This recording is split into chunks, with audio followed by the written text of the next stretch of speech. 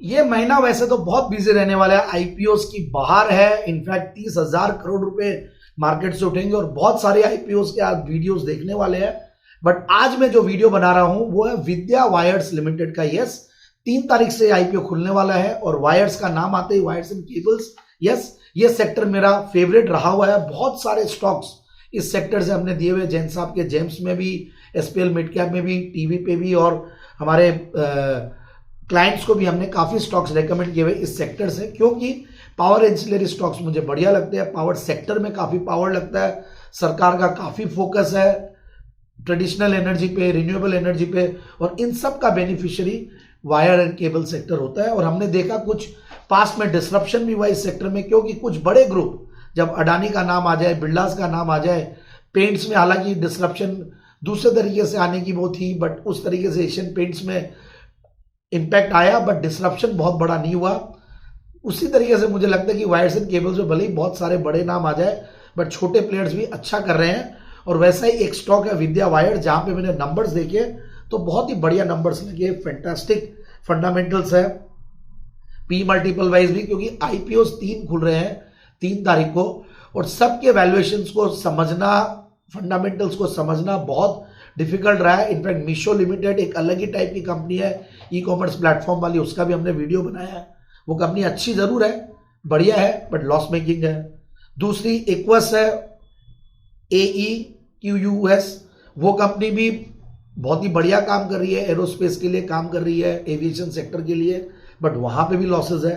But Vidya wires यहाँ पे profit वाली कंपनी है। ये एक ट्रेडिशनल कंपनी मान लीजिए आप, पुरानी कंपनी है, वैसे गुजरात बेस्ड कंपनीज है। और इनफैक्ट जो मुझे नंबर्स समझ में आए वो ये है कि पी मल्टीपल वाइज बहुत महंगा नहीं है, प्राइस टू सेल्स वाइज बहुत महंगा नहीं है, ईवी बाई इबिटा भी ठीक ठाक है।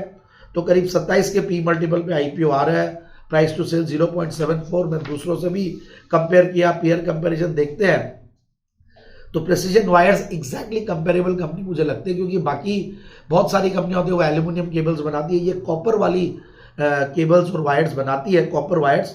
तो प्रेसिजन वायर्स भी वैसा ही है, जिसको मैंने इनफैक्ट जेम्स में भी कवर किया हुआ काफी बार।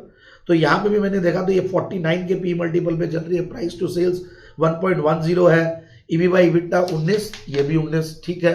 फिर दूसरे जो पेयर कंपैरिजन के लिए स्टॉक्स अवेलेबल थे वो रामरत्ना वायर्स और अपार इंडस्ट्रीज। अपार ने तो अपार रिटर्न्स दिए और ये कंपनी जबरदस्त, इनफैक्ट मैंने जेम्स में one of my super hit stocks रहा है अपार।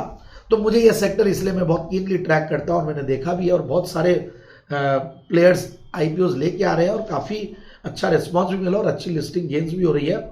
तो अब एक और चीज, मैंने बाकी चीजें देखी, अब आईपीओ का जो साइज है वो 300 करोड़ का है, जिसमें से 274 करोड़ कंपनी फ्रेश इशू कर रही है, और ओएफएस है प्रोमोटर्स का कुछ जो 26 करोड़ का है।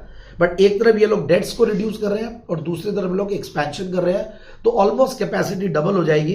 तो मुझे लगता है कि आने वाले सालों में कुछ अच्छा होगा कंपनी में, जिस तरीके का सेक्टर के टेलविंड्स है, और कंपनी काफी पुरानी, जैसा मैंने कहा ही 1981 से कंपनी कार्यरत है और एक्सपीरियंस प्रमोटर्स है। तो मेरे हिसाब से स्टॉक में पैसा लगाया जा सकता है। ट्रेड्स रिसर्च टीम की तरफ से राय फाइनली यही निकल के आ रही है, can subscribe for listing gains and medium to long term investing. Thank you.